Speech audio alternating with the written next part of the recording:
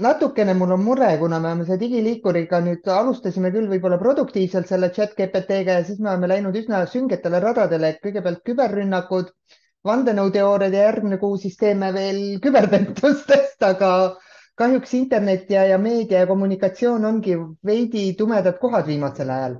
ja mul on tegelikult hästi-hästi hea meel, et huvilisi on siin nii palju, selleks et Andres ja Mari-Liis on ilmselgelt inimesed, kes teavad, millest nad räägivad. ma näitan teile ühte asja, et nad on kirjutanud nii paksu raamatu koos Mihhail Lotmaniga vandenõuteooriatest. et kuna enamik inimesi võib-olla ei viitsi tervet raamatut lugeda, siis täna õhtul ongi kõigile võimalus saada nii-öelda see esmane info kätte ja kui asi huvitab, siis raamatupoodidest enam väga ei saa, aga raamatukogudest ehk saate minna ja lugeda juurde. ja paar reeglit ka. Kirjutage chati, mina jälgin chati, vaatan, et küsimused hiljem saaks vastatud. Alguses räägivad Andres ja Mari-Liis siin tunnikene meile oma teemat ja siis on pool tundi küsimuste arutelu ja kõige jaoks. Mikrit ma ei hakka välja jagama, eelmine kogemus näitas, et me ei oska väga hästi seda mikrit kiirelt vastu võtta ja rääkima hakata, ehk siis chat on teie päralt ja lava on praegu Andrese ja Mari-Liisi päralt ja ma võtan ennast siit praegu üldse ära. nii, palun teile. Tänu. Mina olen Mari-Liis, et ma arvan, et ei arvanudki, et mina olen Andreas, aga alustuseks nii palju, et tuleme mõlemad semiootika osakonnast. Mina olen semiootika teadur ja teinud Eesti kaitsejõududega koostööd alates 2017. aastast. Et väga uhke olen selle koostöö üle, et erinevates projektides oleme siis uurinud infomõjutustegevust ja eelkõige teinud koostööd Kaitseväe Akadeemiaga, aga natukene ka Kaitseministeeriumiga. Ja minu nimi on siis Andres Ventsel, töötan samuti semiootika osakonnas poliitika ja sotsiosemiootika professorina. Nagu Mari-Liis juba ütles, siis oleme teinud Kaitseväega koostööd. Ühtlasi on meil üks projekt, kus ka Diana oli osaline ja on senini. See on Erasmus projekt, mis tegeleb digitaalse kirjaoskuse arendamisega ja parendamisega. Ja siis mul endal on üks projekt veel, mille raames uurin siis nagu strateegilist kommunikatsiooni ja kuidas ajalugu kasutatakse siis riiklike poliitikate õigustamisel. Noh, täna on just hea näide, nii-öelda hea näide, kuidas Venemaa kasutab oma ajaloo õigust õigustamaks siis Ukraina vallutamist. Et selline projekt siis ka, et ühesõnaga jah, vandenõuteooriad ongi just minu huvialal perspektiivist just sellest vaatepunktist nagu, kuidas neid kasutatakse sellise infomõjutustegevuses.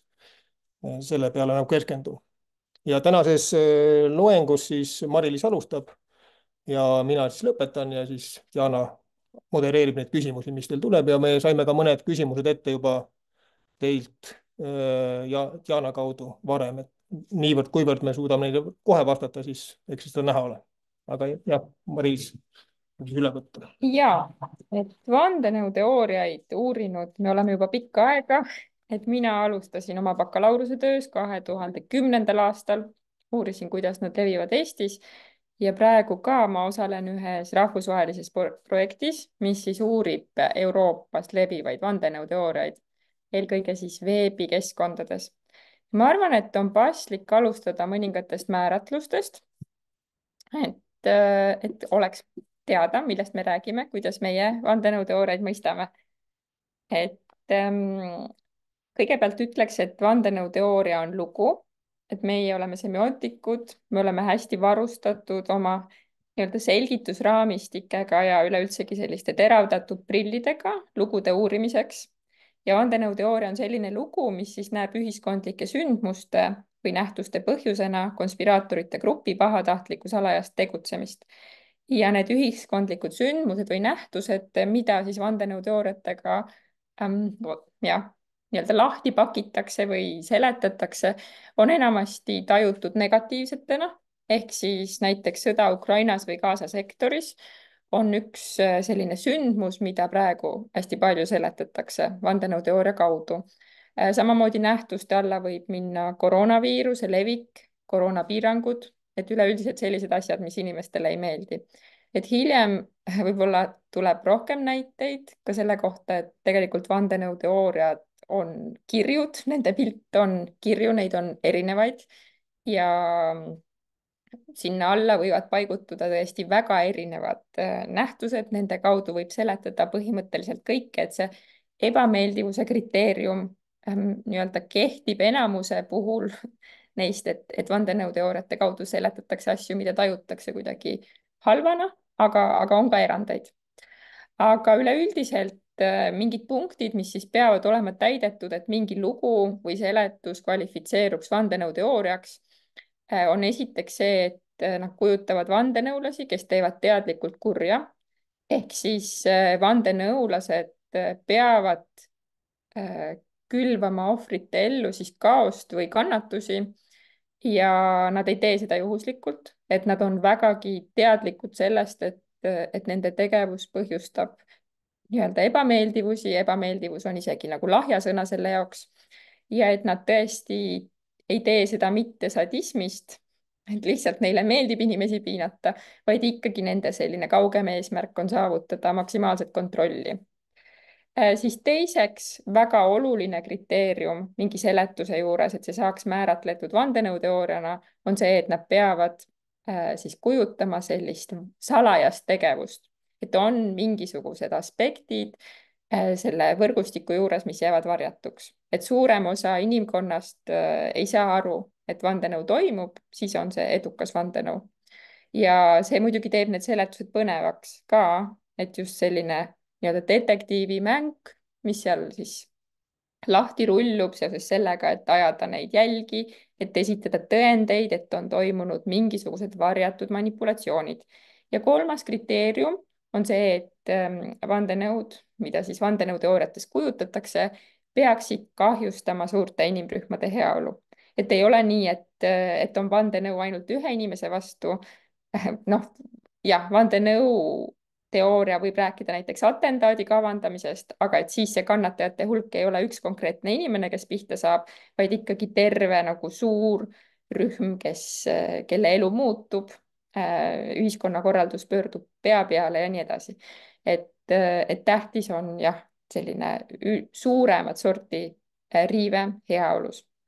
Ja on teine definitsioon ka, mis on siin tänases kohtumises oluline, relevantne, on vandenõu definitsioon.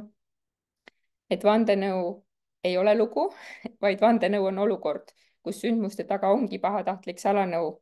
Et ajaloos on vandenõusid toimunud, et tõesti näiteks terroriaktide või atentaatide kavandamine või siis ka avalikkuse selline süsteemne eksitamine liigituvad siis ka nagu jah, sellise seadusandliku menetlemise tasandil vandenõuks. Ja siis ka sellised üleüldisemad süsteemsed pahatahtlikud eksitamise operatsioonid, näiteks nagu tubakatööstuse koordineeritud tegutsemine suitsetamise ohtlikkuse varjamisel on vandenõu, või siis ka näiteks see, et fossiilkütuste hiiud on tõesti olnud teadlikud sellest, et inimtekkeline kliima soojenemine on olemas, et nende süsinikheitmed põhjustavad globaalset soojenemist, aga nad on seda teadmist varjanud. Nad on sellist kliimateadlaste konsensust tahtlikult proovinud kallutada, näidates siis, et need teadlased justkui eksivad või töötavad kellegi heaks, et seda võib ka nimetada vandenõuks või selliseks pahatahtlikuks nii-öelda info kallutamiseks ja moonutamiseks ja manipuleerimiseks. Ja kus siin on see pahatahtlikkus, on see, et ühelt poolt sai varjatud suitsetamise vähki tekitav pool, ehk siis ja sõltuvust tekitav osa, mis sellega kaasneb, ja teiselt poolt siis see, et paraku tõesti kliima soojenemine on otseselt seotud nende ettevõtete nii-öelda tegevusega, pluss siis see, et teadlasi diskrediteeriti. Ja kuidas seda teatakse, et mõlemal juhul on siis lekkinud siseraportid ja dokumendid. Aga seda, enamus vandenõuteooriate akadeemilisi uurijaid nõustuvad sellega, et vandenõud juhtuvad. Aga enamus vandenõuteooriate akadeemilisi uurijaid ei tegele vandenõude uurimisega, vaid uuritakse ikkagi lugusid, vandenõuteooriaid, uuritakse ka vandenõuteoreetikuid. Meie semiootikutena uurime rohkem vandenõuteooriaid ehk siis me ei tegele nii väga palju nende inimestega, nende kuidagi sotsiaalse või psühholoogilise profiili kokkupanemisega. Ometigi me oleme kursis nende uuringutega, mis sellega tegelevad, ja kui teil on selle kohta küsimusi, siis küllap me suudame vähemasti mingisugusel tasemel neile vastata. Et selle kohta tõesti ilmub praegu hästi palju kirjandust ka, et vandenõude jälgede ajamisega kõige edukamalt tegelevad ikkagi inimesed, kellel on selline vastav koolitus kriminoloogias, ja samuti ka uurivad ajakirjanikud on vandenõusid ka avastanud. Et tuntumad näited on Watergate'i afäär ja siis ka mõningad teised sellised, täpselt samamoodi need näited, millest ma rääkisin seoses tubakatööstuse ja fossiilkütustega, et need dokumendilekked tõesti uuriva ajakirjanduse töö tõttu avastati. Aga mida on oluline rõhutada, on see, et enamus vandenõuteooriaid, mis siis levivad nende inimeste hulgas, kellel on tugevad vandenõuuskumused, ei puuduta ühte sündmust või ühte konkreetset toimijat, näiteks nagu siis tubakatööstus või fossiilkütuse hiiud, vaid need on sellised laiahaardelised, nad hõlmavad nagu tohutut sellist inimeste võrgustikku ja ringkonda, ja iseäranis pärast koroonapandeemiat on need vandenõuteooriad muutunud siis tõesti hästi laiahaardeliseks. Ja nende vandenõuteooriate puhul üks uurija, Michael Barkun, on toonud välja 3 sellist rusikareeglit, et nende puhul tõesti kipub olema nii, et nendesse uskujad on veendunud, et mitte miski ei ole nagu näib, ehk siis need kõik peavoolu-seletused, mis on eksitavad, et nad võivad sisaldada olulisi jälgi, aga tegemist on pettusega, mis on siis ainult nagu konsensuse eksitamiseks välja töötatud. Siis teiseks, mitte miski ei juhtu juhuslikult, et kõik olulised sündmused maailmas ikkagi on seotud pahalaste manipulatsioonidega. Ja kolmandaks on see, et kõik on omavahel seotud. Et kõik olulised asjad on kuidagi omavahel seotud, neid põhjuseid ei pruugi olla ilmselged, aga selle jaoks ongi olemas nii-öelda valgustunud inimesed, kelle kohta siis meie ütleksime vandenõuteoreetikud, et siis seda tõde välja selgitada. Ja tõepoolest, isegi kui vandenõuteoreetik, kes siis neid uskumusi omab, saab ühe sündmuse justkui enda jaoks rahuldaval viisil ära seletatud, näidatud oma näiteks sotsiaalmeedia kogukonnale, et tõesti, nüüd on piisav hulk tõendeid, et vandenõu on olemas, et palun, siin on need võtmed nende sündmuste tõlgendamiseks, siis ta ei ole kunagi rahul. Tema töö ei lõppe, sest terve internet on täis järgmisi kahtlasi infokilde, mis viitavad järgmistele manipulatsioonidele ja nii edasi. Et niisugused tüüpilised supervandenõuteooriad, mis siis eeldavadki nagu väga pikaajalist, sadu tuhandeid inimesi nii-öelda koos konspireerimas kujutavaid vandenõusid, et seal tõesti on jutt ikkagi kas 100 000-st või 500 miljonist inimesest, kes kõik töötavad selle salavõrgustiku heaks. Et tüüpilised näited on näiteks siis valge rassi vähendamise programm või sihilik mürgitamine vaktsiinidega või siis ka see inimtekkeline kliima soojenemine. Ja siis ongi ka mõned teadlased proovinud välja arvutada, et kui palju inimesi see siis hõlmaks, kui tõesti see inimtekkeline kliima soojenemine oleks globalistide levitatud vale, et siis rahvast hirmutada, et üleüldiselt praegu ka selline idee, et inimesi hirmuga nii-öelda sunnitakse loobuma kõigist oma vabadustest, on vandenõuteooriates hästi läbiv, et on niisugune hirmutamine, represseerimine, me ei saa isegi aru, et näiteks koroonapiirangute tõttu kodus istudes me loobusime nagu hästi paljust ja meid valmistatakse ette millekski suuremaks. Aga jah, et selle kliima soojenemise puhul 2016. aastal üks teadlane siis arvutas välja, et kogu selle asja kooshoidmiseks oleks vähemalt vaja 405 000 inimest. Ja et nende hulgas ei tohiks olla ühtegi vilepuhujat, et nad kõik peaksid koordineeritult tegutsema, nii et ei lekiks mitte midagi. Ja et tõesti see nii-öelda laev tüüriks nagu ainult ühes suunas.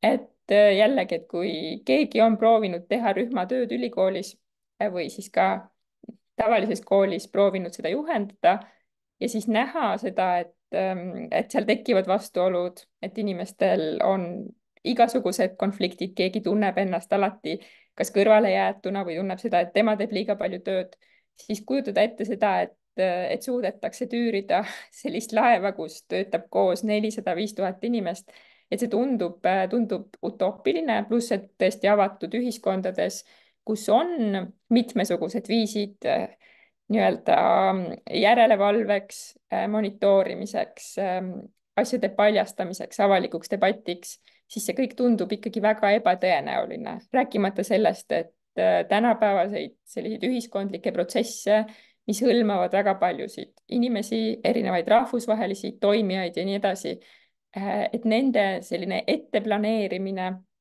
ja disain ainult nagu oma huvidest lähtuvalt oma eesmärkide täitmiseks, et see on ikkagi väga-väga keeruline, et vandenõuteooriad tihti sellise keerukuse kipuvad tasalülitama ja pakuvad selliseid seletusi, mis on nii-öelda hästi hoomatavad ja mis jah, ma ütlekski, et suuresti sellepärast toimivad, et nad vastavad nii miks küsimusele, et miks nagu sellised halvad asjad heade inimestega juhtuvad ja teisalt ka siis nad visandavad selle trajektoori, kuidas need asjad juhtuvad, et kuidas see salarühmitus koos nii-öelda oma varjatud pahategusid teeb.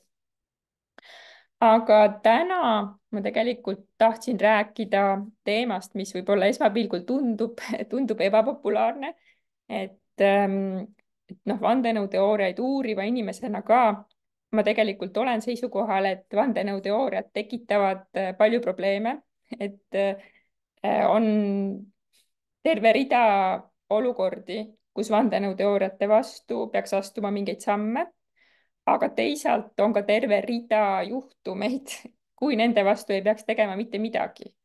Et vahel mulle tundub, et kui viimaste kriiside tuules, eks ju, et meil oli siin koroonakriis ja siis julgeolekukriis ja enne seda oli nagu pagulaskriis, noh, siis on energiakriis, finantskriis olnud hiljuti, eks ju, et või siis kestavad ka edasi, et sõltub, kust otsast vaadata.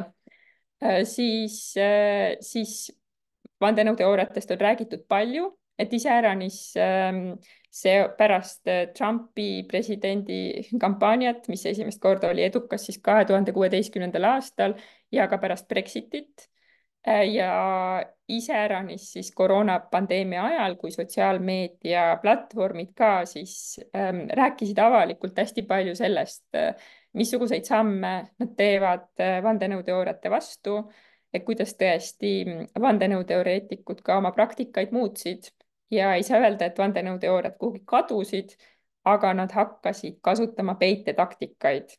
Ehk siis nad ei saanud sellistes poolavalikes diskussiooniruumides ennast enam nii vabalt tunda.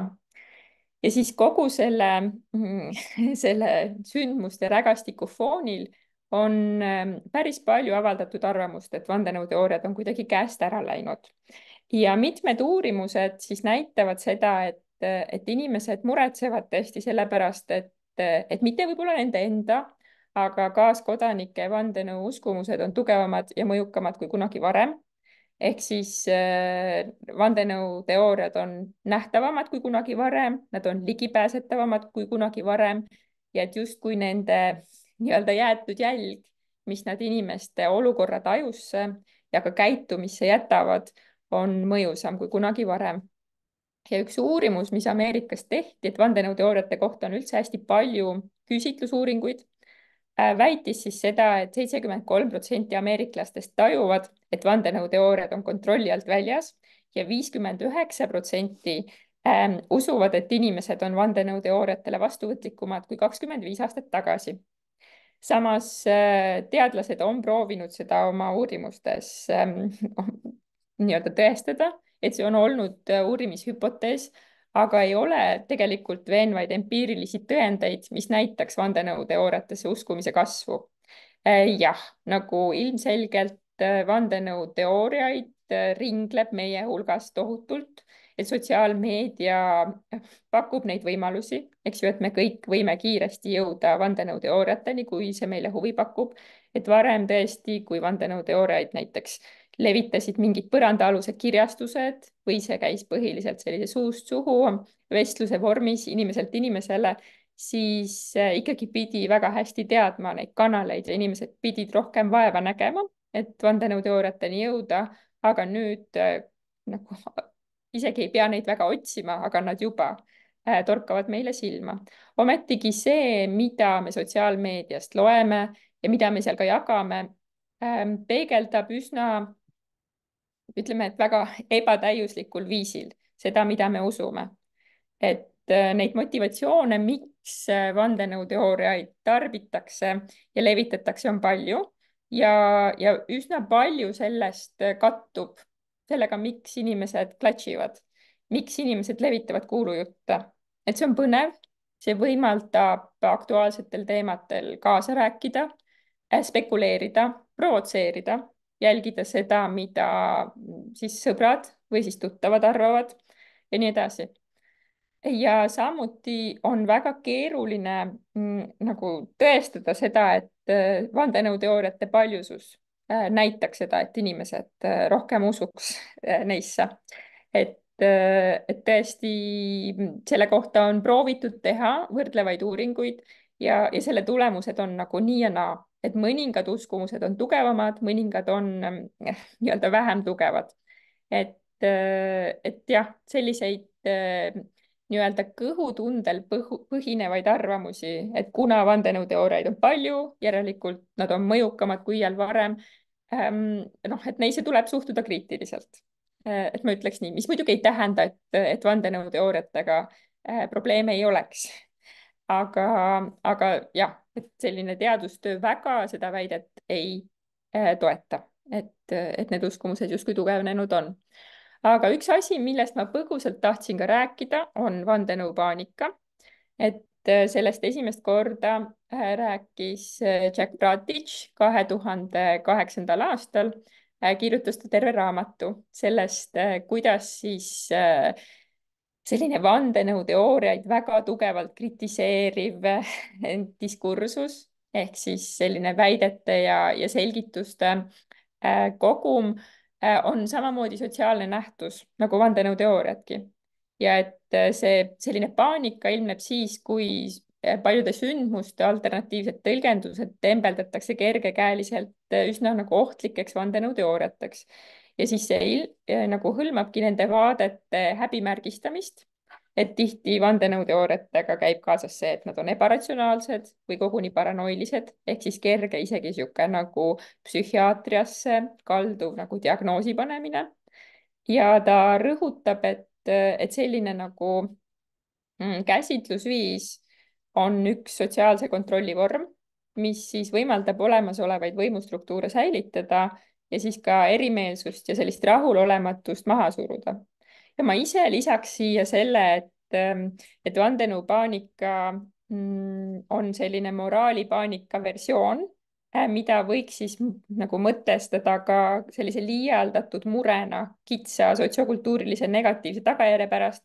ehk siis, et mitte, et neid ohte ei oleks, aga et võib-olla see oht on nagu üle võimendatud ja see ei lase nii-öelda näha mingisuguseid muid põhjusi seal ümber ka, et paljusid asju, mis ühiskonnas on halvasti, põhjendatakse vandenõuteooriaga ja ometigi vandenõuteooria võib olla seal ainult üks väike põhjus, nagu ka muu väärinfo, ma ütleks ka. ja mulle tundub ka, et see tänapäevane vandenõupaanika on tekkinud paralleelselt sellise tehnopaanikaga ehk siis sellise ideega, et sotsiaalmeedia muudab meid rumalaks ja iseäranis suurte ja ohustatud gruppidena kujutavad taolised paanikad lapsi ja noori, vahel ka naisi, et keda nähakse nagu selliste haavatavate gruppidena. ja miks mulle tundub ka, et selline võib-olla vandenõuteooriatest sellise ühekülgselt nii-öelda häbimärgistatud või ohtliku teadmusena mõtlemine on natuke problemaatiline, on see, et ilmselged sellised strateegilised vandenõuteooriate levitajad ise kritiseerivad vahel vandenõuteooriaid. Et ühes juhtumi uuringus, mis me siis koos Andres Ventseliga tegime RT-s ja Sputnikus, ehk siis Venemaa infomõjutustegevuse kanalites, eks ju, me uurisime inglisekeelseid ja inglisekeelset RT-d ja Sputniku 2020. aasta esimeses pooles ja vaatasime koroonateemalisi artikleid. Eks need kanalid, ma olen täiesti veendunud, et te kõik teate, aga ma igaks juhuks ütlen üle, et neile siit Eestist väga lihtsalt ligi ei pääse, et pärast sõja eskaleerumist Ukrainas need tehti kättesaamatuks ja ilmselgelt on siin tegemist Vene propagandakanalitega. Me olime uurinud neid ka varem, aga meid hakkas väga huvitama see, et kuidas seal siis vandenõudest räägitakse. Ja oma üllatuseks me tõesti avastasime, et kohati olid RT ja Sputniku lood vandenõuteooriate suhtes väga kriitilised. Et nad rääkisid sellest, et läänes levivad 5G vandenõuteooriad ja iseäranis rumalana kujutati neid kodanikke, kes ründavad 5G maste. Et tõesti kasutati sarnaseid argumente nagu meie ajakirjanduses, et kuidas ikkagi inimesed peaksid olema allikakriitilised, kuidas inimesed on ära hirmutatud ja isegi paanikas. Ja lisaks sellele levis terve hulk artikleid, mis rääkisid sellest, et läänes toimub Venemaa vastane vandenõu ja vandenõu seisneb selles, et Venemaad süüdistatakse alusetult vandenõuteooriate levitamises. Et see on üks osa, kuidas nagu toita lääne russofoobiat ja näidata, et venelastel ei ole nagu üldse mingisuguseid moraalseid piire, ehk siis propageeritakse vaktsiinivastasust ja inimesi kuidagi kihutatakse nii-öelda ohtlikule tervisekäitumisele. Et nad ise väitsid, et seda nad küll ei tee ja et see on lihtsalt nagu lääne selline vaenulik vandenõuteooriatel põhinev infomanipulatsioon ehk siis sisuliselt vandenõu, mis põhineb oma kodanike hirmutamisel. Et selle laiema eesmärgina nähti siis sellist russofoobia juurutamist ja selliseks üha karmimaks hirmutamisel ja kontrollil põhineva poliitika nii-öelda ettevalmistamist.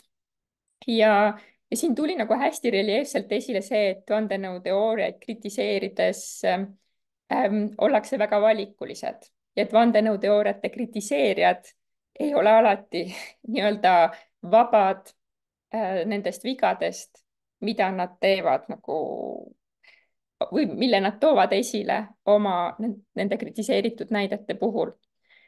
Ja muidugi, mis te arvate, kes siis olid need kõige suuremad patuoinad, keda nähti nagu vandenõu kõige nii-öelda salakavalamate ja ohtlike lülidena?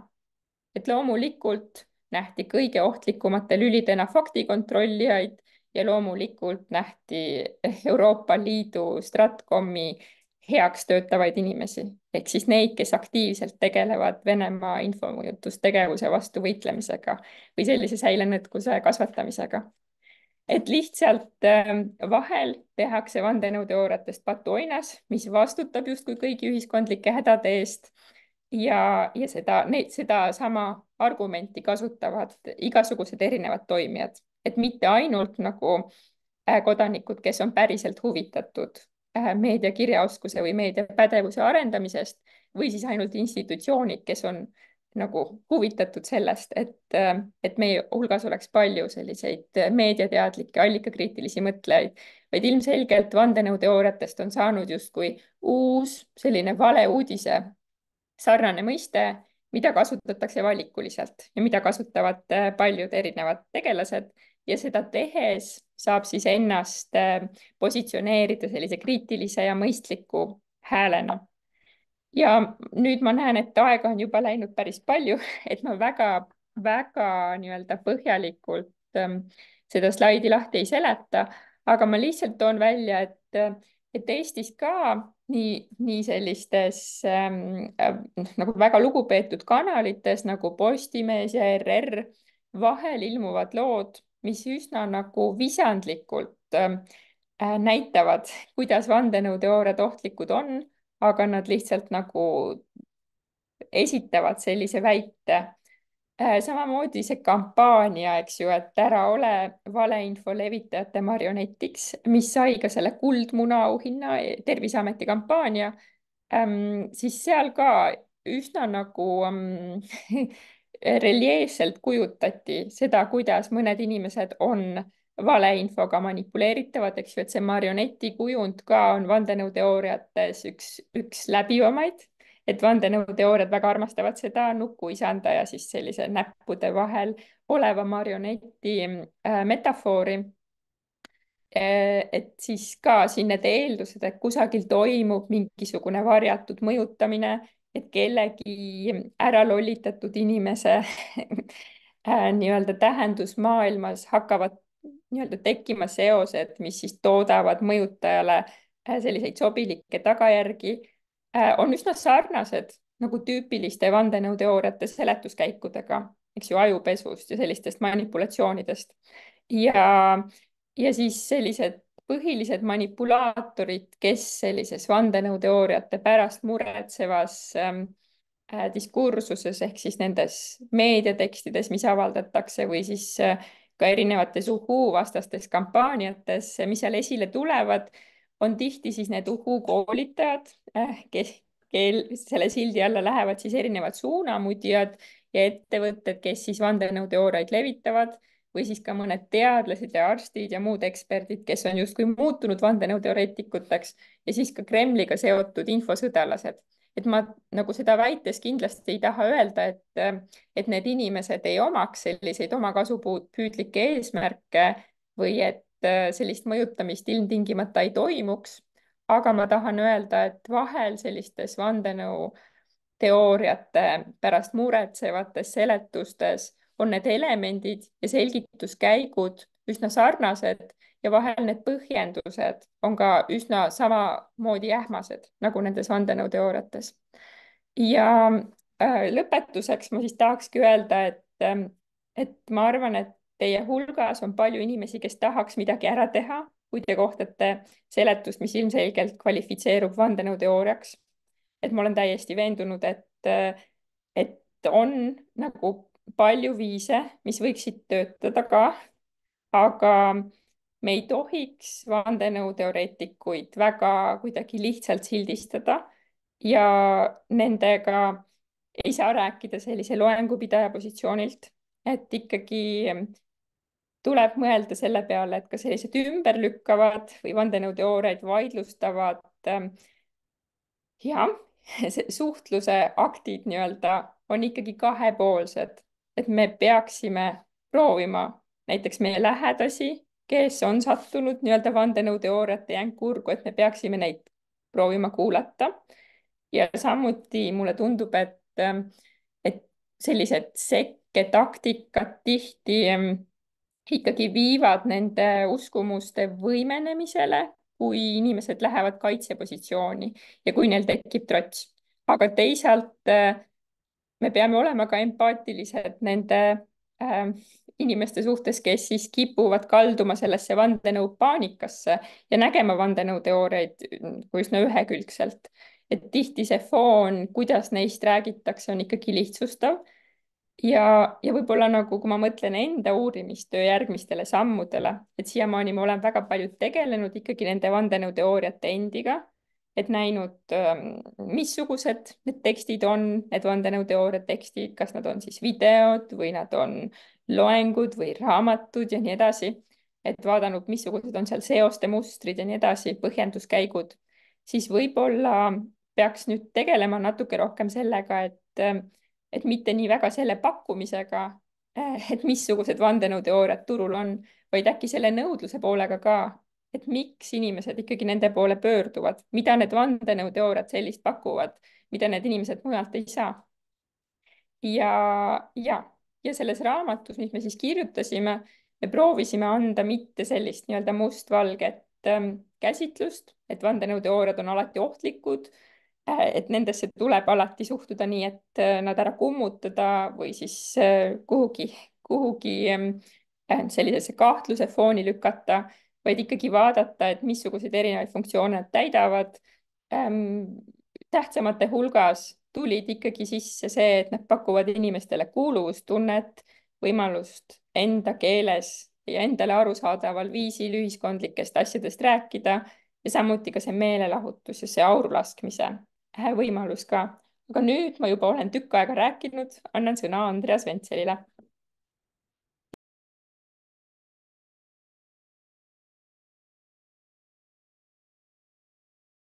nüüd vist kadus heli ära korraks.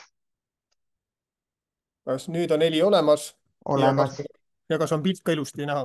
olemas. nii et võib alustada. et tere veel kord ka minu poolt. et mina siis jätkan täna selle koha pealt, kus Mari-Liis nagu otsa mulle üle andis. Ta rääkis vandenõuteooriate ohtlikkusest ja võimalikust kummutamistest. et päris mitu küsimust, küsimuste plokki, mis Diana mulle täna ja Mari-Liisile ka ette saatis ja mis oli kogutud siis teie kommentaaridest, puudutasid just ka seda aspekti, nii et natukene siis saab sellele pööratud tähelepanu ja kuna tund on juba hiline, siis ma lõpetan sellise huumoriga, kuna huumorit peetakse ka üheks võimalikuks viisiks, kuidas siis vandenõuteooriates väike kahtluse-uss siis nii-öelda sisestada.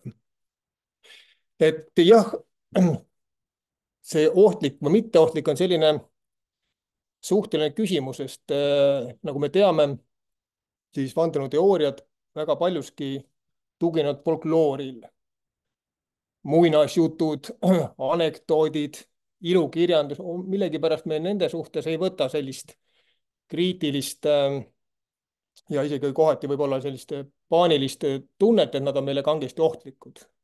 Loeme De Lillo raamatuid, Umberto Eco kuulsa semiootiku Raha surnuaeda või siis Da Vinci koodi, eks ole. Kellelegi tuleb pähe, et see autor on nüüd vaja kindlasti ümber pöörata teise usku. Ometigi jah, vandenõuteooriate puhul selline tavaarusaamine nagu on, et nad kujutavad endast ühiskondlikku ohtu.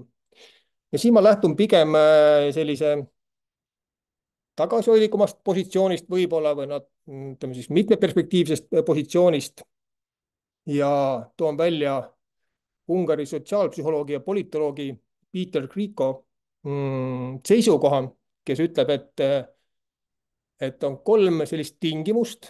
Andreas, ma korraks, kas sa näitad slaide, sest sa näitad seda PowerPointi vaadet, meil slaidid ei liigu, kui sina liigutad neid. Ma ei olegi veel liigutama hakanud. Okei, sorry. Praegu on see esimene slaid, sest see on sissejuhatus. Aga seda te praegu näete, eks ole, seda varjatud märgid salaühingud raamatu pealkirja. Ja, seda näeme, sul on see PowerPointi, jah? Jah, et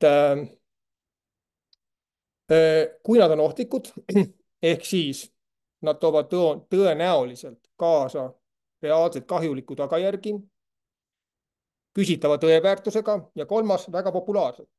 See, et vandenõuteooriad ja nendesse uskujad on sooritanud vägagi traagiliste tagajärgedega tegusid, no seda me kõike teame, eks ole. Andres Breivik 2011 üle 70 ohvri, siis Pizzagate 2016, me mäletame Trumpi ja Clintoni valimiseelset kampaaniat, kus ka üks inimene siis Ameerikas tungis ühte pitsabaari ja avas seal tule. Õnneks seal küll ohvrid ei olnud. Aga mis teda ajendas sinna tuld avama, oli just nimelt see, et kuuldavasti käis seal koos siis Demokraatliku partei ja Clintoni tiiva esindajad tegelemas seal satanistlike rituaalidega ja lapse pilastamistega. Ja noh, viimane selline, mis oli väga selgelt ajendatud ka eelpool nimetatud Andres Breivikust, oli siis Taranti ja Christchurchi 2019. aastal Uus-Meremaal toimunud vist 51 ohvriga tapatalg, millest muideks just paar päeva tagasi ja 5 aastat siis. See oli 15. märts 2019. Nii, aga kas nüüd liikus fail või ja liikus väga ilusasti, sul lihtsalt ei ole esitaja vaade, aga las olla, näeme. ei, me paneme kohe esitaja vaate ka, kui siin Mari-Liis nüüd tuleb mulle appi. see on siin all. jah, oodake kohe. väga huvitav. Kas nüüd on parem? Nüüd on parem. Väga hea. Et jah, et miks on vandenõuteooriate kummutamine ja vaidlustamine üldse problemaatiline? Esiteks, nagu juba Mari-Liis siin mainis, on tegemist kompleksse probleemiga. Kompleksse selles mõttes, et ta ei ole pigem mitte põhjus ühiskondlike hädadele, vaid pigem sümptom. Mida ma selle all silmas pean? Ennekõike seda, et usk ekspertteadmistesse, meediasse, need on mitte vandenõuteooriate tagajärjel nii-öelda vähikäiku tegemas, vaid pigem on see tendents alanud juba oluliselt varem, kui vandenõuteooriate levik just sotsiaalmeedia tingimustes siis õige hoo sisse sai. Et sellist ekspertteadmiste nii-öelda tõeväärtust ja suhtumist ja negatiivset suhtumist sellesse, seda on täheldatud juba küsitluste järgi siin 90-ndatel ja niimoodi. Et pigem jah, see ei ole küsimus mitte selles, et see nüüd põhjustaks selle, vaid pigem ta võib võimendada, aga mitte põhjustada. Teine oluline moment on see, et vandenõuteooria iseloomustab üks oluline moment, mis teeb neist põhimõtteliselt teooria, mida ei ole võimalik kummutada, see on ringtõestus. Ehk siis iga vastuväide, mis justkui kummutaks vandenõuteooria, võetakse vandenõuteoreetikute puhul kui tõendit sellest, et näete, et just seda nad tahavad, et me arvaksime. Ehk siis nad võtavad seda kui kinnitust, mis kinnitab nende vandenõuteooriate ennast. Kolmas, millele ka Mari-Liis juba vaikselt siin tähelepanu juhtis, on tagasilöögiefekt. Kui me hakkame vandenõuteooriaid kummutama, siis me paratamatult peame kasutama seda samat sõnavara, mida vandenõuteoreetikud siis kasutavad. Ja see tekitab sellise nii-öelda laviini, eriti tänapäeval jällegi sotsiaalmeedia kontekstis, kus siis see kummutamise efekt justkui läheb mööda, läheb meelest ära, aga vandenõuteooria näiteks kliima soojenemise kohta või mis iganes saab meile auditooriumile palju rohkem jälle tuttavamaks. Seega jällegi keeruline ja vastupidist efekti andev tehnika või mehhanism. Mida on välja toodud, on kummutaja staatus vandenõuteoreetiku silmis. Kui ikkagi vandenõuteoreetik suhtub juba ette sellesse inimesse, kes temaga hakkab arutlema vandenõuteoreetiliste väidete üle kahtlustavalt, siis pole erilist lootust, et see töö nüüd kummutajal ka vilja kannaks.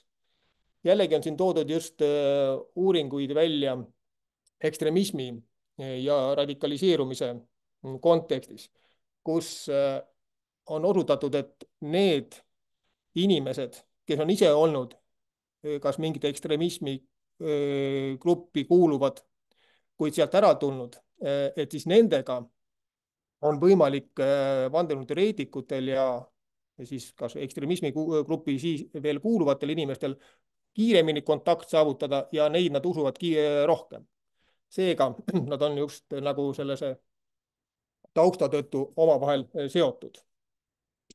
Ja viimasena, mis on väga oluline, et kuigi vandenõuteooriaid levitatakse, nagu ka Mari-Liis ütles, huumori pärast, niisama sotsiaalse sideme kinnitamise mõttes, et näed, ma tean ka seda vandenõuteooriat, mis iganes, kuid väga sageli levitatakse neid just nimelt teadlikult teatud strateegilistel eesmärkidel. Ja siis ei ole küsimus üldse uskumises. On tegemist siis Kremli poolse trollivabrikuga või näiteks tänapäeval levitatakse vandenõuteooriaid ka turunduslikel eesmärkidel, on selge, et need inimesed, kes seda strateegilisel eesmärgil levitavad, nendel uskumisega ei ole midagi siin pistmist. Ja nemad levitavad neid hoopis teistel eesmärkidel. Nii. Aga siiski, kui meil on mingisugune kange soov ikkagi astuda vandenõuteoreetikutega keskustellu, kui on selline situatsioon, mida võiks kirjeldada, et ei saa mitte vaiki olla, jah, siis mõningad soovitused võib-olla siiski võiks täna välja tuua. Üks selline rusikareegel on, et alati tuleks läheneda juhtumipõhiselt, võttes arvesse konkreetse vandenõuteooria sisu. Pole mõtet hakata vandenõuteoreetilist mõtlemist kui sellist kuidagi kahtluse alla seadma, vaid just nimelt konkreetset vandenõuteooriat õõnestama hakata. Siin on veel võimalik siis nii-öelda tulemusi saavutada. Mille pärast see vandenõuteoreetilise mõtlemise enda häbimärgistamine halb on? Just nimelt sellepärast, et selline kuidas nüüd öelda, see mõtlemisviis on seotud inimese identiteediga. Ja kui sa hakkad inimese identiteeti ründama, siis on selge, et seal midagi head nahka välja ei tule. Ja see ongi siis see kolmas moment siin, et tuleb arvestada sihtauditooriumi eripära. Kõige lihtsam viis, mis ei ole ainult omane nüüd vandenõuteoreetikutega vesteldes, vaid võiks olla üldse selline juhis, kui loete mingeid uudiseid meediast või sotsiaalmeediast, satute millegi peale, et võiksite küsimata endalt seda lugu lugedes, kas see postitus või siis selle postituse looja allikas ehk siis on minu jaoks usaldusväärne. Loomulikult see sõltub jällegi ära sellest, mis on usaldusväärsus teie jaoks. Kes suhtub juba ette väga kahtlustavalt nii-öelda mainstream või peavoolumeediasse, mis iganes see tänapäeval tähendab. Selle jaoks on selge, et need allikad on nagunii juba kahtluse all. Aga siiski, arvatavasti nii-öelda rohujuure tasandi ajakirjandusel, kodanikuajakirjandusel ja need ajakirjanduse liigid, mis liigituvad siis peavoolumeedia alla või professionaalse meedia alla, nendele seatud kriteeriumid oma postituste suhtes, uudiste suhtes on pisut teistsugused. Teine moment, kas postituse sisalduv teade tundub usutav? No siin on jällegi, mis on usutav, eks ole, mõnele tundub võib-olla labemaa ka usutav, aga ikkagi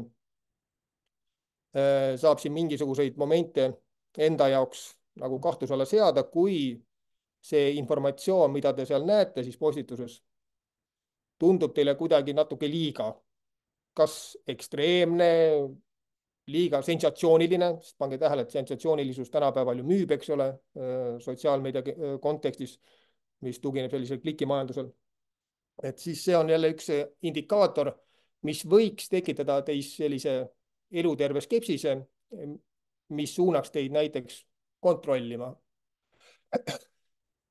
Üks indikaator kindlasti on, kas postituse sisu on kirjutatud stiilis, mida ma ootan professionaalselt uudisteagentuurilt.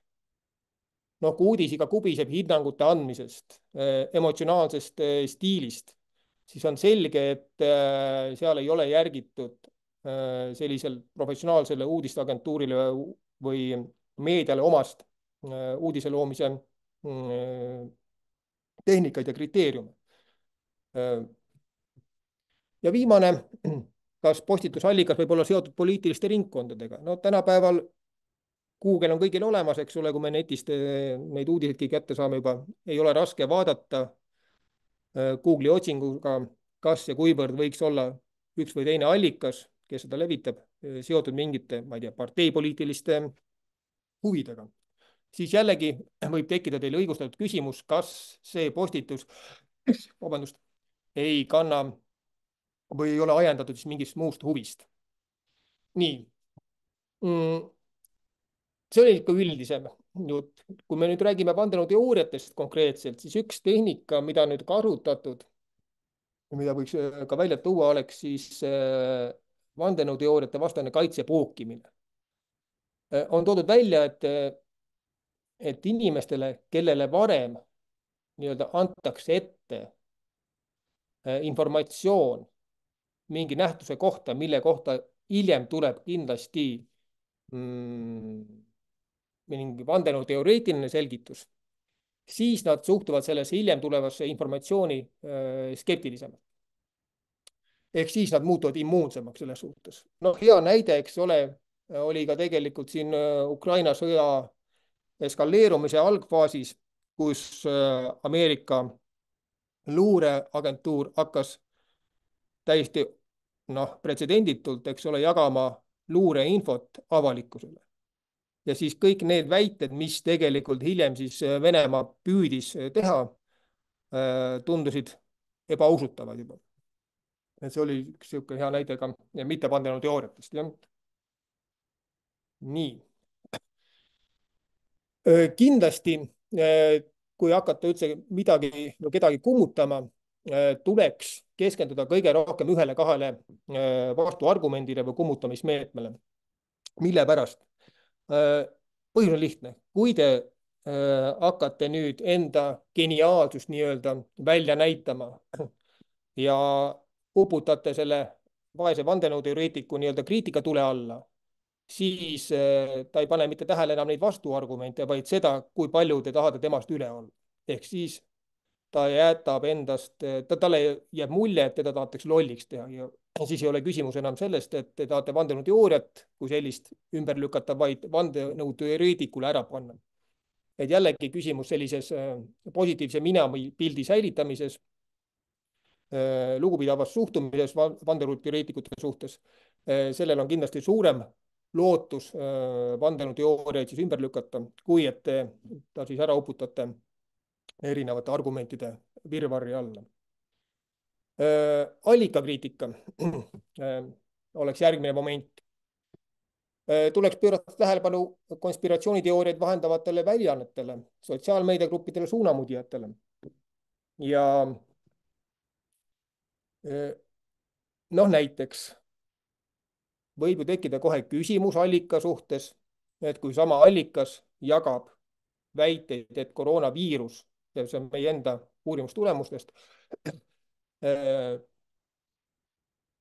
jagab väiteid, et koroonaviirus on Hiina valitsuse salatsepitsus, biolaborist välja pääsenud viirus ja see on Bill Gatesi kiibistamisprogramm, siis ju tekib kummaline kriitiline moment siin, et kuidas siis niimoodi, et ühelt poolt hiinlased mestis koos Bill Gatesiga.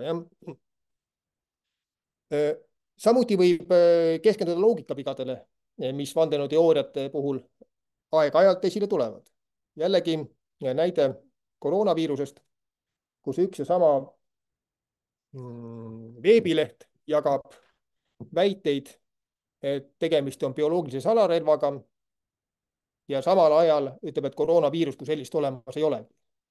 Tundub, et siin on selge loogikaveaga tegemist. Et A saab ikka olla A, aga mitte A ja B samal aegselt.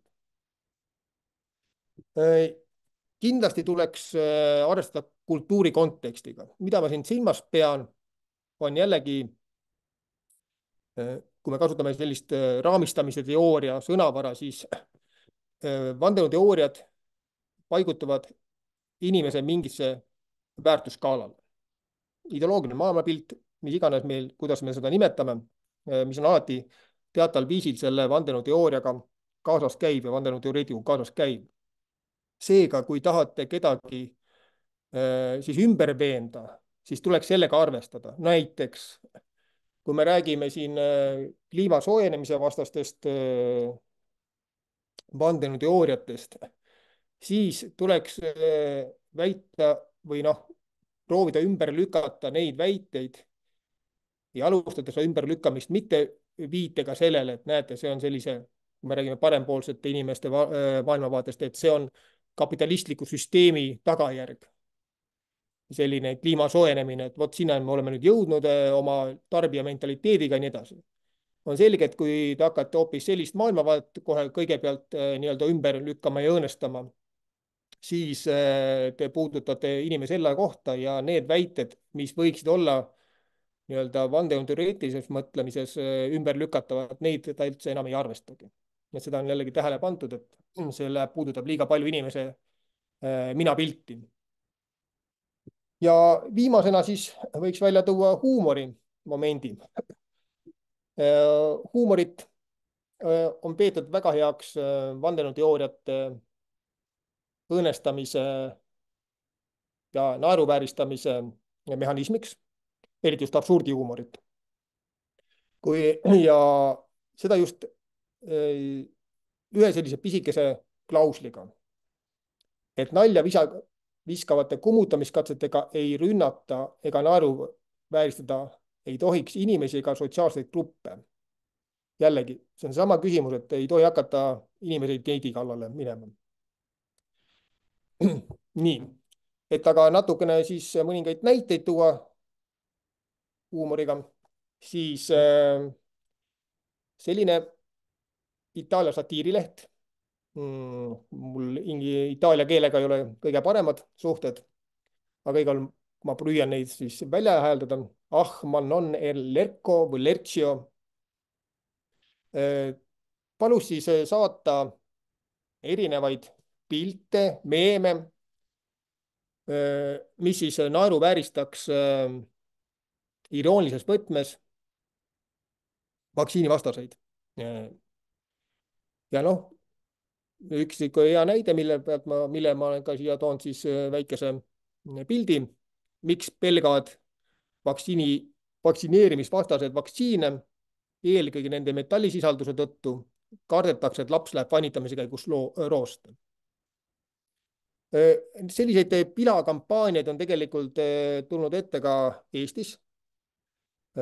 Näiteks 2019, kui kerkis esile süvariigi mõiste meil väga tugevalt avalikus diskursuses, siis EKA tudengid tegid süvariigi kohta kampaania ja sarnasel viisil võite lugeda Eesti Ekspressi satiiri huumorilehes Granaat, kus ka räägitakse süvariigi suvepäevadest või kevadpäevadest, kus siis toimub homoteerullide võidusõit, süvasukeldumine roosas lögas ja ajujaht ajakirjanikele. Need jällegi kõik need terminid, mis siin meediast läbi käisid ja millega süvariiki siis kirjeldati, võeti siis ette siis kui sellise huumori võtmes. Tõsi, peab kohe ütlema, et nalja viskamisega võib ka liiale minna, nagu alati. Et sellist vandenõuteooriat pilavat sisu võivad vandenõuteoreetikud mõnikord hakata võtma ka kui puhast kulda. Üks hea näide jälle Itaaliast. Ei, see ei ole Itaaliast, vabandust. Oli 2013 aastal, kui selline huumori veebisait nagu Something Awful korraldas konkurssi, milles siis paluti saata mõni naljakas vaktsiinivastane meem. No vot, ja üks meem, mis sai väga populaarseks ja just populaarseks vandenõuteoreetikute veebisaitidel hiljem, oli just see, mida te siin praegu näete. Ehk siis meem ühest nurkavõinud narkomanist ja all on siis tekst. Nende esimene süst oli vaktsineerimine. Kaitske lapsi vaktsineerimise eest.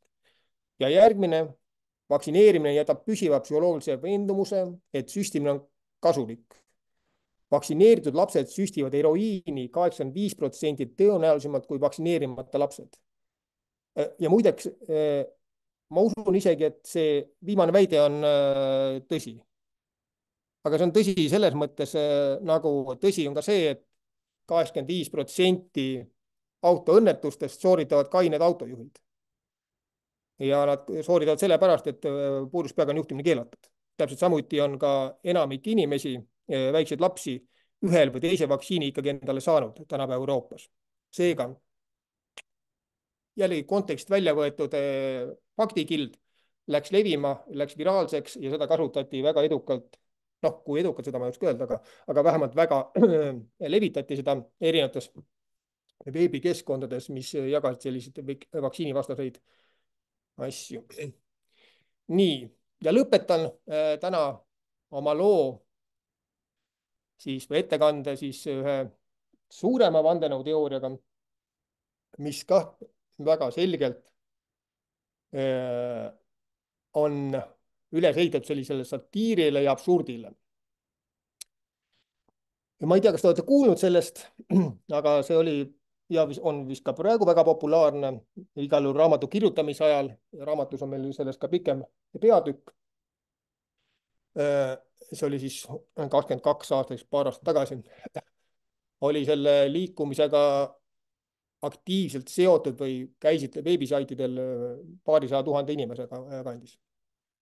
Nii, ja sisu on sellel lihtne, et USA valitsus teeb salaja inimeste üle totaalset järelevalvet ja selleks kasutavad nad lindude taolisi droone. Ehk siis need linnud, mida me näeme, need ei ole päris, siit ka siis see liikumise pealkiri.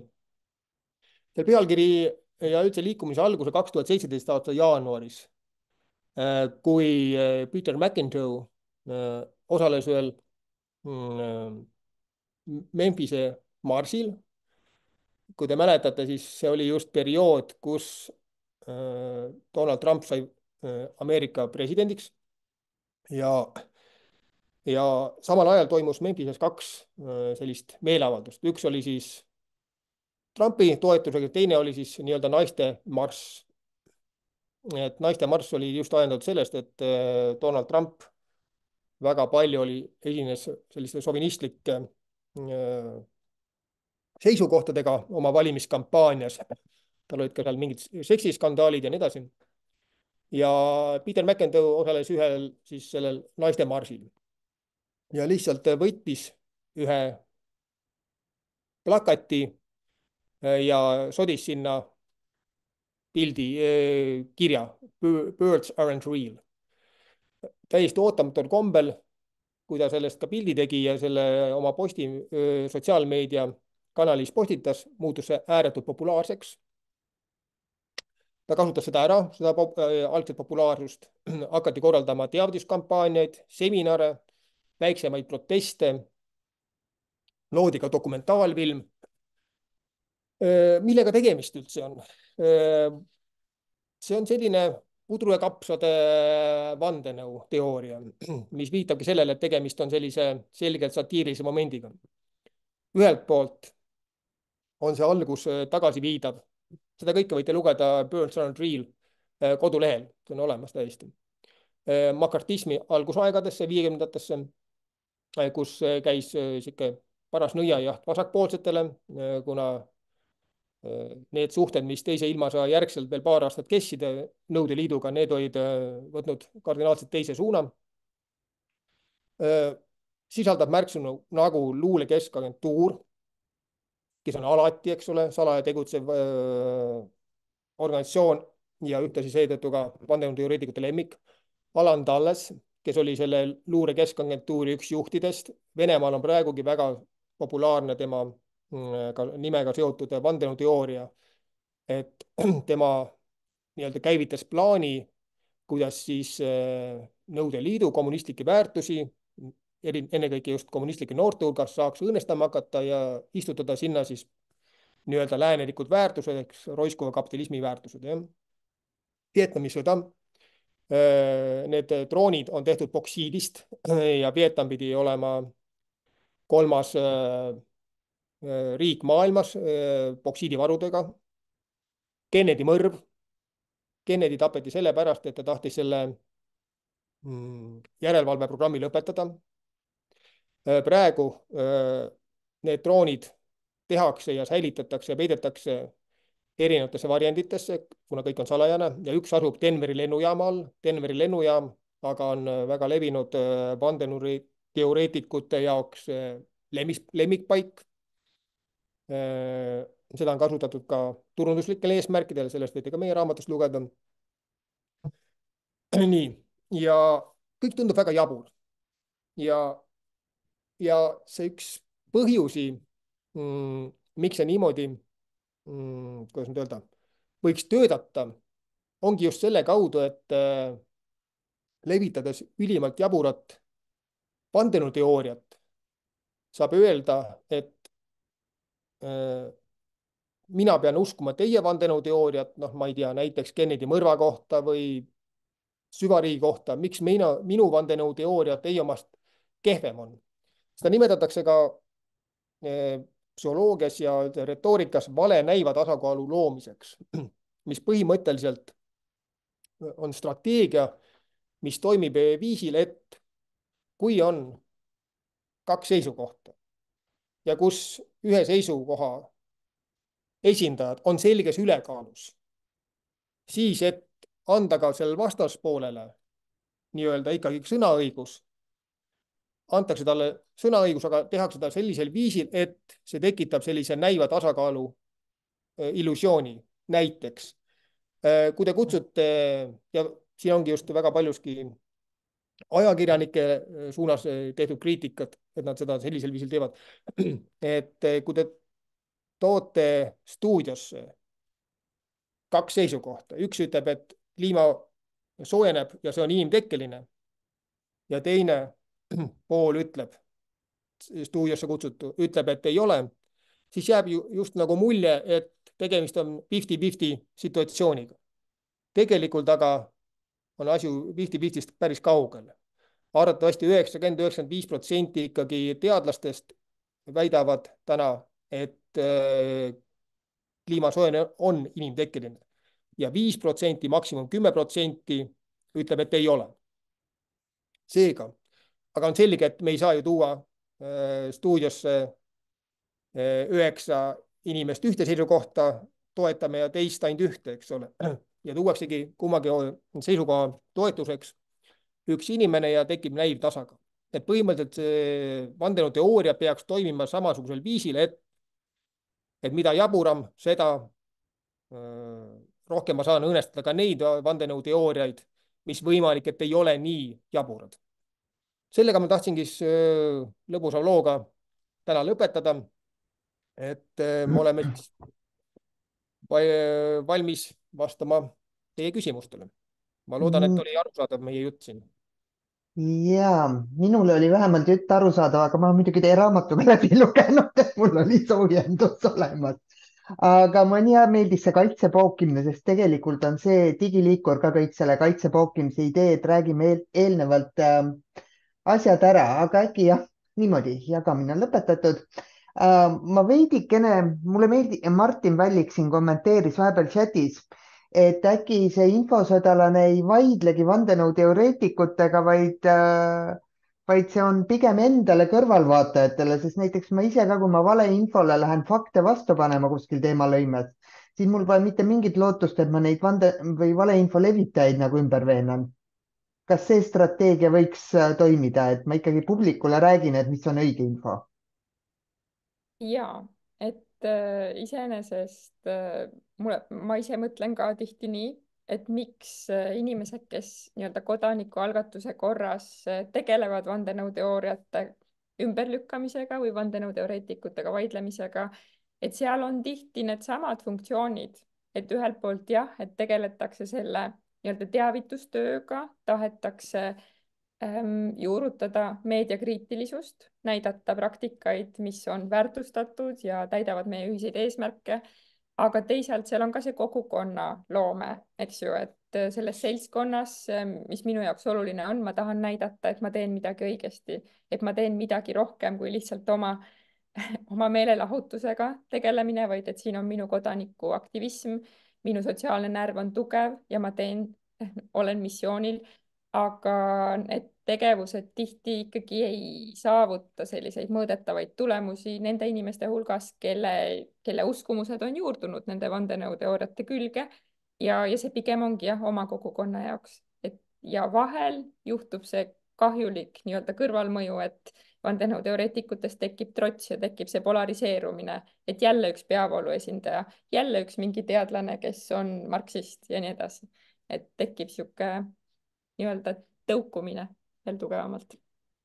okei, aga siit oli juba eelnevalt oli siin hübriidsõda toodud ja teie juttu ka kuulates, siis okei, võib-olla enamik inimesi ei jää uskuma vandenõuteooriaid või noh, ütleme, ta on meelelahutus, folkloor, ajaviide. aga kas näiteks hübriidsõja kontekstis ei ole just probleem see, et kõige selle vandenõude paiskamisega meediasse väsitatakse meid ära, me ei viitsi enam ka õiget infot otsida, peidetakse õige info kogu selle jama laviinide alla, ehk siis võõrutatakse inimene mõistlikust inforuumist ära. no täpselt nii ongi jah, et see on kindlasti vandenõuteooriatega üle ujutamise üheks eesmärgiks. siin on toodud välja, et näiteks siin Malaisia lennuki allatulistamisega seos 2014, kui ma õigesti mäletan, sama Skripali mürgitamisega seoses paisati just Vene trollivabrikute poolt üüratu kogus neid vandenõuteooriaid välja, erinevaid versioone, mõned ei olnud vandenõuteooriad loomulikult, mõned olid lihtsalt mingid väited, jaburad faktid, nii-öelda selles mõttes jaburad, et mingit tõepõhja all ei olnud. Et ära koormata lihtsalt ja tekitada auditooriumis väsimus ja peataolek selles mõttes, et sul ei ole mingit alust ühte või teist fakti enam nagu või seisukohta või postitust nagu usaldusväärseks pidada. See on kindlasti üks nendest eesmärkidest. Ja ma nagu lisaks, et minu arust ka see on väga suur probleem ja see on palju komplekssem probleem ja see ei lahene nagu kustutades ära mingi ühe vandenõuteooria või keelates ära, et siis jäävad need ülejäänud alles ja ka muul kujul esinev väärinfo. Et paraku on nii, et ka väited, millesse me 100% ei usu, et kui me neid kuuleme 100 korda, siis need muutuvad meile omaseks, need jäävad meelde ja vahel lihtsalt nagu isegi kui me 100% ei arva, et teised peaksid arvama, et meil sihuke uskumus on, siis me ikkagi jutu sees nagu kipume seda ise ka kordama või siis nagu lugema kuidagi tõenäolisemalt neid allikaid, mis juba kordavad neid asju, mida me varem kusagilt kuulnud oleme. Ja noh, üks moment veel, mida veel võiks siia täienduseks tuua sinu kommentaarile on see, et isegi kui ma ei usu neid vandenõuteooriaid, siis ometi selle vandenõuteooriate lugemisega, tarbimisega ikkagi joonistub välja mingi poliitilised väärtused, eks ole, kes mis rohkem seostub heade ja halbade asjadega.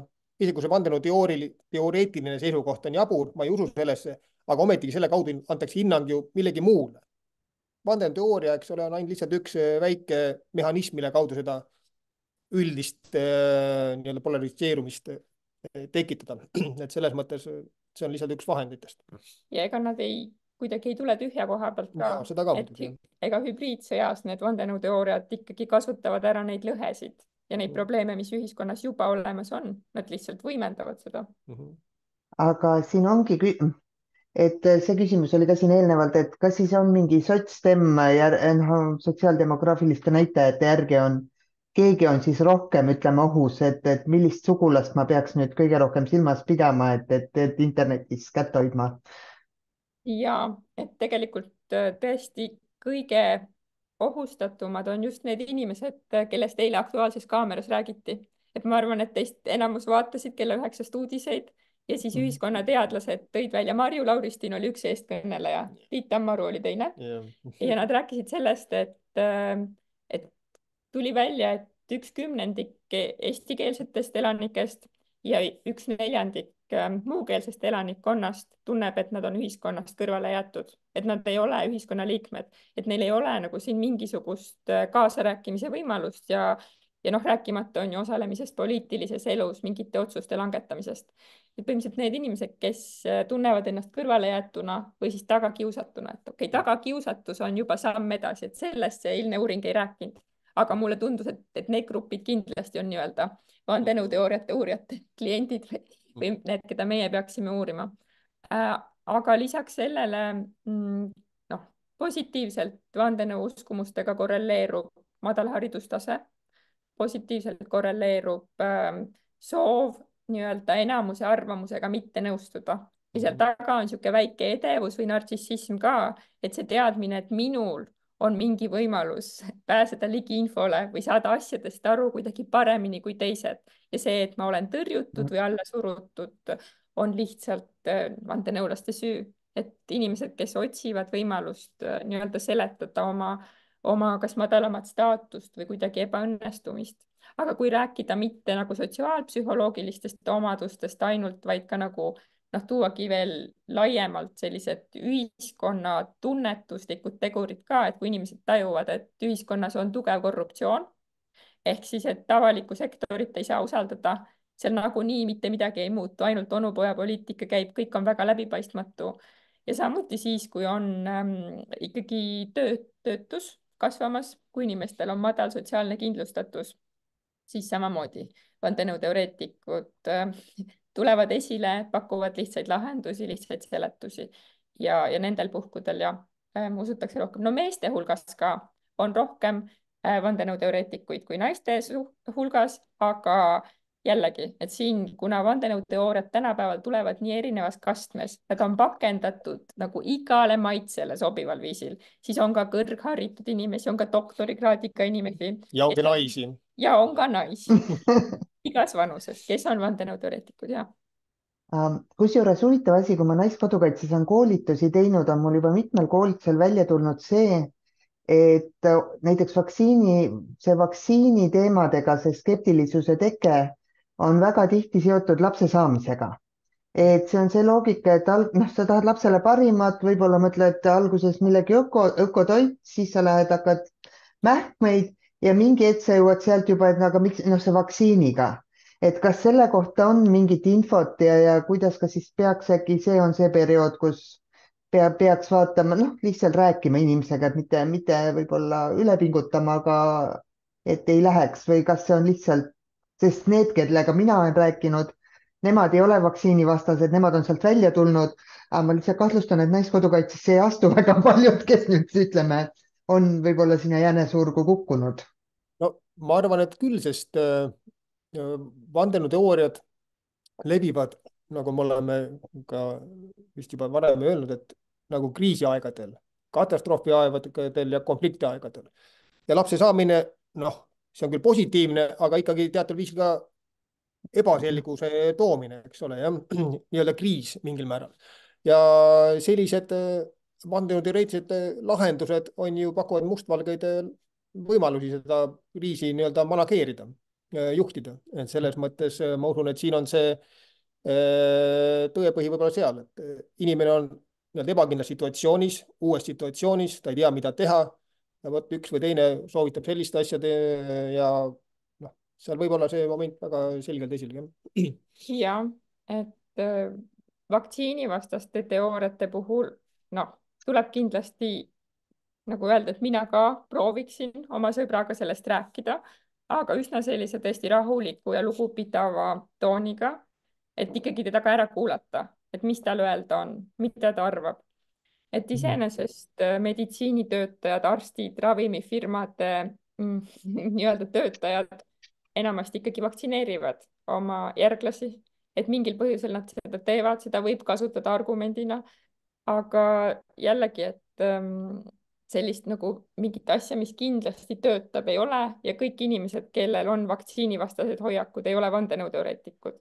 teisalt vandenõuteooriaid vaktsiinide kohta, iseäranis kompleksvaktsiinide kohta on palju levinud, et Andrew Wakefield alustas nende levitamist juba aastakümneid tagasi, saavutasid väga palju kandepinda ja tõesti nüüd on leetrid Euroopas tagasi, et on epideemiad ja see on tõeline probleem.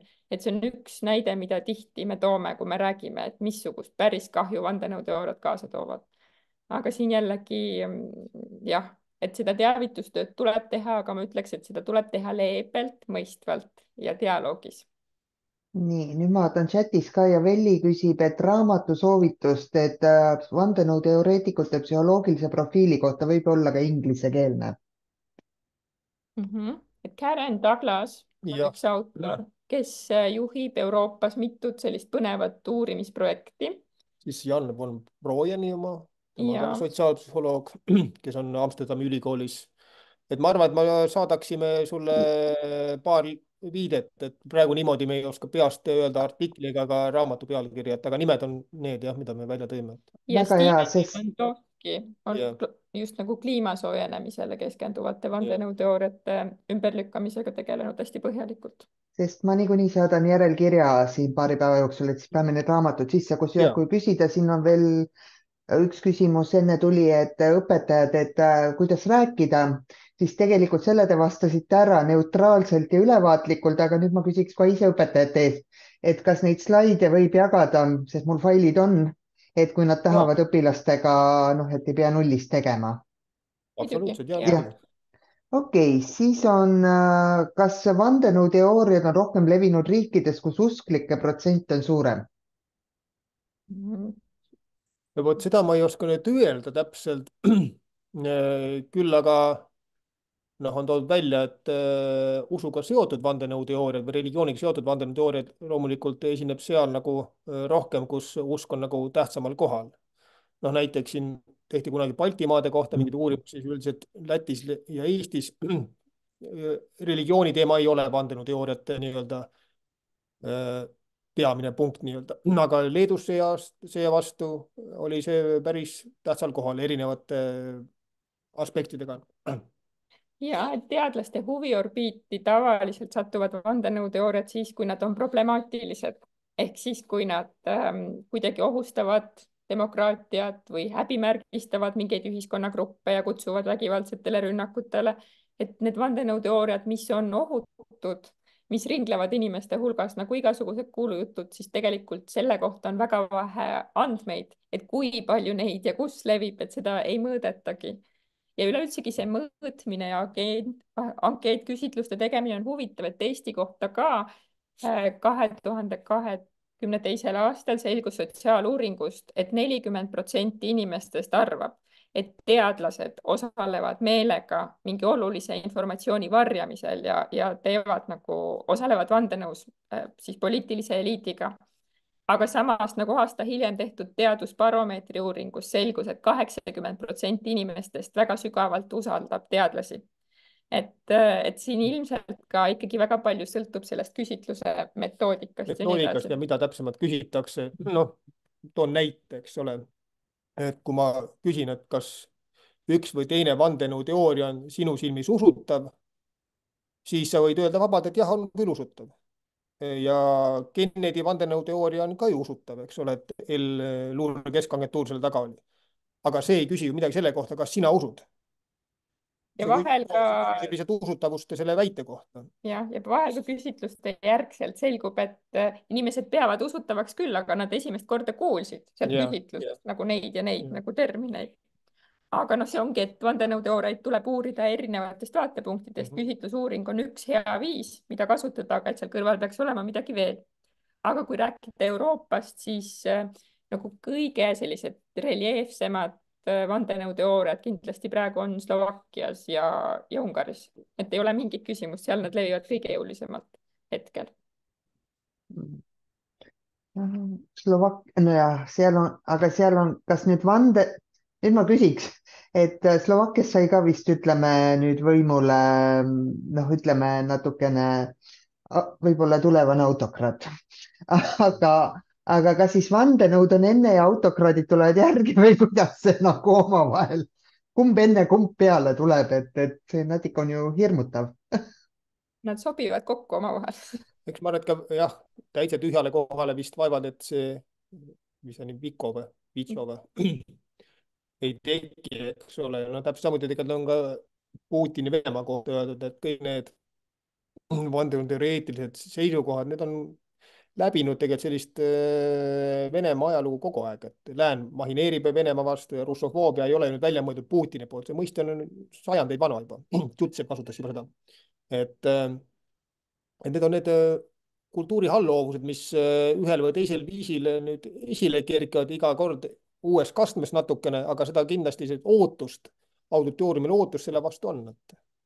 Et võimalik, et siis ka Slovakkias mingisugune ootus oli olemas ja seda on võimalik lihtsalt ära kasutada ja võimendada. Aga noh, vaevalt, et ta nüüd jah, ise selle välja mõtles kõik need lood, et see Slovakkia praegune peaminister. Jah, aga et Euroopas tõesti on olemas riigid, kus ei häbeneta vandenõuteooriaid, kus nad ei ole häbimärgistatud. et täiesti poliitiline eliit ise toob nad lauale ja ajakirjandus reprodutseerib neid. Aga nüüd siit tuli Annelalt küsimus, et see koolitajate all, kes on muutunud vandenõuteoreetikuteks, aga mul jäi slaidil silma see disinformation dozen või mis see kuradi tosin, ma ei teadnud eestikeelset tõlget. Et äkki paari sõnaga räägite sellest, sest see on ju tegelikult päris huvitav näide, et kust kui palju suudavad 12 inimest jama teha. Vabandust, meil siin kass tahab ka sõna võtta. Vandenõuteooriaid tõepoolest levitavad ka suunamudijad, kellel on palju jälgijaid. Vandenõuteooriaid levitavad ka nii-öelda boti kontod, et kogu see liiklus, mis nende ümber toimub, ei ole üldsegi mitte autentne ja ilmselgelt see sotsiaalmeedia sisu ei peegelda vandenõuuskumusi. Et tegelikult miks see mul seal slaidi peal oli sellepärast, et selles pealkirjas kasutati vandenõuteooriates levinud troopi ehk siis sellist kujundit, mida nad kogu aeg kordavad, mille kaudu nad ühiskonnas väga mõjukaid asju seletavad, ehk siis seda ajupesu. Et seal oli, et loputavad ajusid ja sellel samal slaidil ka jällegi, et selles väärinfo vastu võitlevas kampaanias, mille eesmärgid on head, et ma tegelikult väga nagu toetan neid eesmärke, siis see marioneti kujund ehk oli mõne inimese jaoks väga solvav ja jällegi, et nagu see on libe teema, ei ütle, et midagi on keelatud või midagi ei tohiks kasutada, aga ma tean, et selle kampaania järgselt nagu paljud inimesed tundsid ennast haavatuna, et nad tundsid, et nad on saanud nüüd selle sildi külge, et nad on häbimärgistatud ja kuhugi kasti paigutatud ja nendega ei taheta midagi muud teha, kui lihtsalt oma üleolekut näidata. Ma lihtsalt täpsustan, miks minul see kuradi tosin asi on või see disinformation on ju see, et tegelikult kaardistati välja, et väga palju see Covidi need vandenõudest, et põhimõtteliselt 12 inimest suutsid interneti täita ära jamaga ja kõigil neist oli nii-öelda rahaline kasu mängus ehk mitte ühiskondlik hüve, kes siin müüs vist, mida iganes nad müüsid ja mida iganes nad promosid. Et noh, ja, aga nüüd, oi jumal, kell on palju. Ma võtaks veel viimase küsimuse just selles suhtes, et Naiskodukaitse liikmed ja õpetajad siin on ja palju teisi. Et ongi selline väikestes üle Eesti laiali, et meil on esindatud praegu, ma arvan, kõik maakonnad kindlasti, võib-olla kõik vallad ka. Aga mida saaks või mida võiks teha just selle kaitse pookimise osas? Et kuidas saaks natuke kaitsta oma kogukonda ja võib-olla mitte see folkloori suhtes, aga Naiskodukaitsjate jaoks on just pigem see Vene hübriidrünnak, ütleme see, mille pärast me muretseme juba rohkem kui lihtsalt küla folkloor. Et võib-olla mõni soovitus, et no jällegi, et noh, kõik sul sõltub ju, mis keskkondadest informatsiooni ammutamast käite, et vastavalt sellele kindlasti puutute kokku erineva informatsiooniga, et siin kindlasti mingit nii-öelda õbekuuli vist ei ole, õbekuuli laadset soovitust, et kõik need soovitused, mis sai nagu öeldud, püüdke vaadata neid allikaid. Ma ütlengi, et tänapäeval on ju netis, kui te netist informatsiooni ammutate, võimalik alati ka seda informatsiooni kontrollida, kas või selle allika koha pealt, et panete uuesti Google'i otsingusse sisse ja saate ju mingisuguse info selle kohta ikkagi, et kas ja kuivõrd. Kuidas kaitse pookida, no võite ju mingeid mõttemänge teha, et mis võiks olla järgmised võimalikud ohud, millega siis Eesti võib kokku puutuda ja mille koha pealt võiksid hakata ka mingid vandenõuteooriad liikuma, eks ole. No, siin piiri taga sõda pakub ju meile seda ohuastet päris tugevalt, mille raames võiks mõtlema hakata, mis suunas võiksid olla ühed või teised vandenõuteooriad kujunemas. Jah, et ma olen nõus, et see teema, kuhu vaadata, on ikkagi need vandenõuteooriad ja üleüldsegi väärinfo, mis käib nagu siin ukrainlaste kohta, eks ju, kes on siia tulnud sõjapõgenikena, milles kõiges neid süüdistatakse, ma ei hakka kordama. ja samamoodi ka üleüldse Ukraina riigi kohta, nende kaitsejõudude kohta, meie kaitsejõudude kohta ja nii edasi. Et ilmselt need on need teemad, millel tasub silma peal hoida, kui miski hakkab levima väga süsteemselt, tuleb erinevatest torudest, siis võiks kaaluda, et sellest rääkida, et sellised teooriad levivad, et need on ekslikud ja teenivad nagu kellegi kahjulikke eesmärke. jah, sest arvatavasti need, kes need vandenõuteooriad strateegiliselt levitama hakkavad, lähtuvad samadest taustainfost, millest võite ka teie lähtuda. Ehk siis, mis on need murekohad siin meie auditooriumis?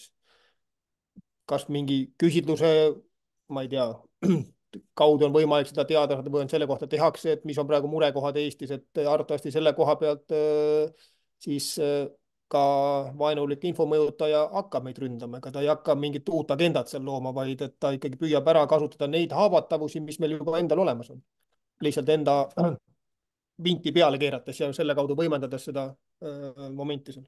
Jah, aga ma tahaks lõpetada positiivsel noodil, et täna on palju olnud juttu sellest murest ja sellest ohust ja kohati ma proovisin oma ettekande osas rõhutada, et see mure ka vahest on põhjendamatu või ülevõimendatud, et me peaks ikkagi vaatama oma võimekust ja seda, et me kõik oleme õppimisvõimelised indiviidid, me kõik suudame mõelda kriitiliselt, et kui me häälestume sellele, et sotsiaalmeedias jah, nagu käitumise reegleid ja viise on võimalik õppida, me kõik saame oma meediapädevust arendada ja parendada kuni elu lõpuni.